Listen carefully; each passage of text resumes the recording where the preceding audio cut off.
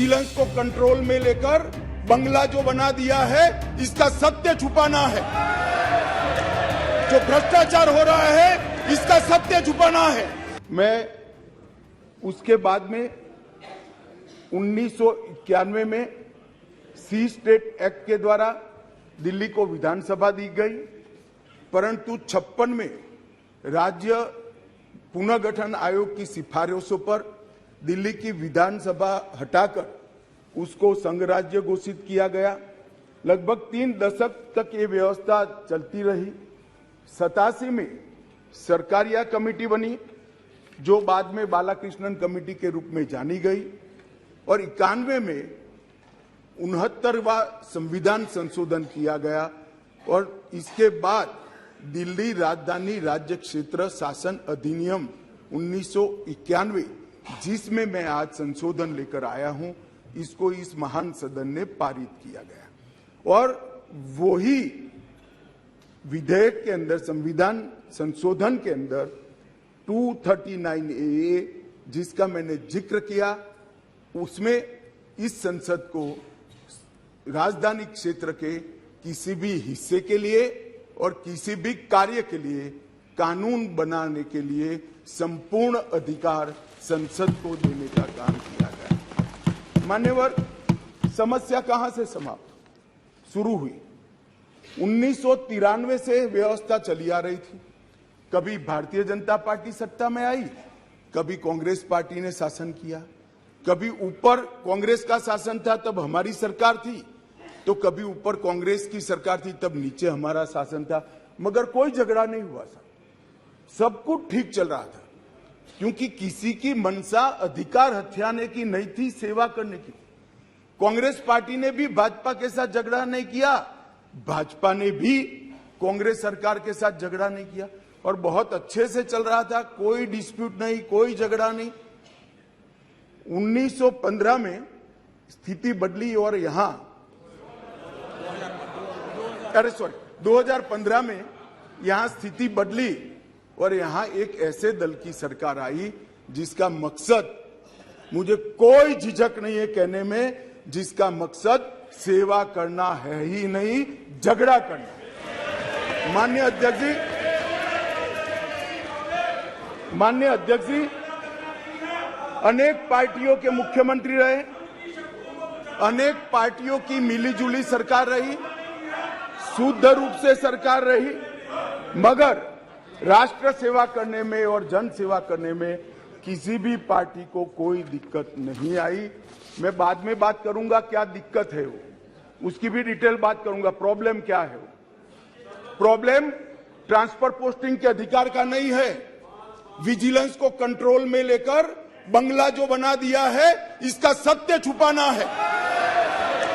जो भ्रष्टाचार हो रहा है, इसका सत्य छुपाना है। मान्यवर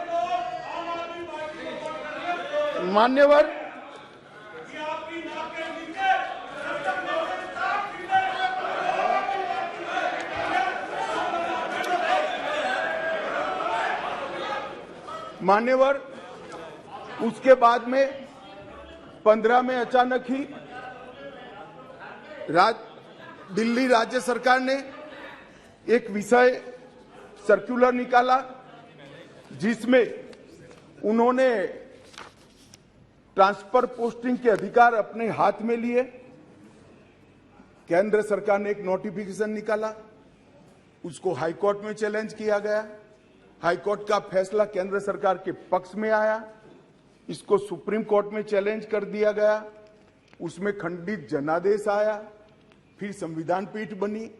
संविधान पीठ ने कुछ फैसले कर नीचे फिर से 2 जजों की बेंच को दिया, उसमें भी सहमति नहीं बन पाई, और फिर से संविधान पीठ बनी जिसने अभी फैसला दिया। मान्यवर वो जो इंटरप्रिटेशन है, वो इंटरप्रिटेशन उन्होंने कानूनी और मॉरल दृष्टि से नहीं किया। उन्होंने इंटरप्रिटेशन कानून की स्थितियों का करते हुए ये कहा है कि फिर भी दिल्ली देश की संसद को और भारत सरकार को दिल्ली संघ राज्य क्षेत्र के लिए हर प्रकार का कानून बनाने का अधिकार है। वो अधिकार का उपयोग कर एक वटहुकम, एक नोटिफिकेशन निकाला गया और वो नोटिफिकेशन इसलिए निकालना पड़ा कि संसद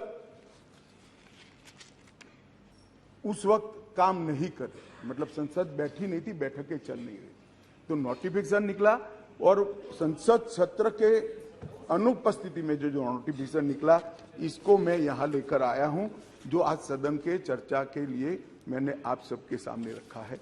मेरा सभी पक्ष के सदस्यों से विनती है कि चुनाव जीतने के लिए, किसी समर्थन हासिल करने के लिए, किसी पक्ष का विधेयक का समर्थन करना या विरोध करना, ऐसी राजनीति नहीं करनी चाहिए। नए गठबंधन बनाने के अनेक प्रकार होते हैं। नया गठबंधन बनाने के अनेक प्रकार होते हैं। विधेयक और कानून देश के भले के लिए लेकर आते हैं।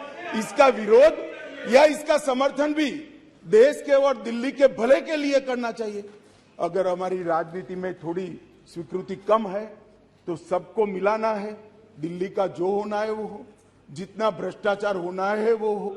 मंत्री कुछ भी करे, मुख्यमंत्री करोड़ों के बंगले बनाए, मगर हम विपक्ष में रहते हुए समर्थन करेंगे क्योंकि हमें गठबंधन बनाना है। इस तरह से नहीं सोचना चाहिए। मेरी अपील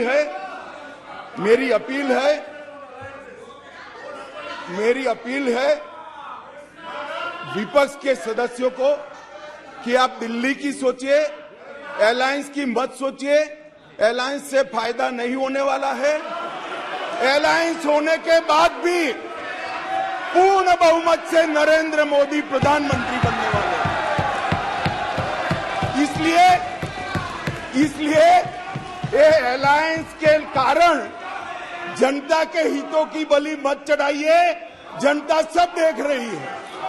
अलायंस कर आप अगर ऐसा सोचते हो, कि जनता का विश्वास हासिल कर दिया जाएगा।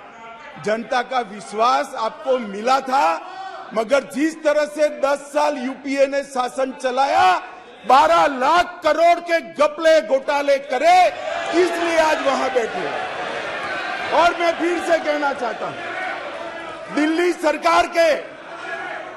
सरकार के घपले घोटाले भ्रष्टाचार को प्रच्छन्न रूप से अलायंस की गरज के कारण मदद कर रहे हो। पूरा देश देख रहा है और पूरा देश चुनाव में इसका हिसाब किताब करेगा। मान्यवर, मैंने ये सदन के सामने रखा है बिल को। मेरा सभी से निवेदन है कि अलायंस के मद्देनजर इस पर अपना अभिप्राय न करे। देश के और राजधानी क्षेत्र के भले के लिए न्यूट्रलिटी से बात करे। और वैसे भी मैं बता देता हूं, विशेषकर कांग्रेस पार्टी वालों को, कि ये बिल पारित होने के बाद वो अलायंस में आपके साथ आने वाले नहीं है। तो जो सच है वो करिए। इतना अपील करके मेरी बात को समाप्त करें।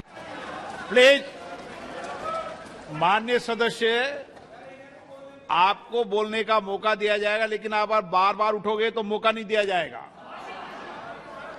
ये सदन है, सभी माननीय सदस्यों आग्रह, आपको मौका दिया जाएगा। आप एक पार्टी के हो और आपको मौका देंगे, लेकिन बीच बीच में नहीं उठते हैं, नहीं तो आपका समय खत्म हो जाएगा। आप भी अपनी बात कहना। अधीर रंजन चौधरी जी।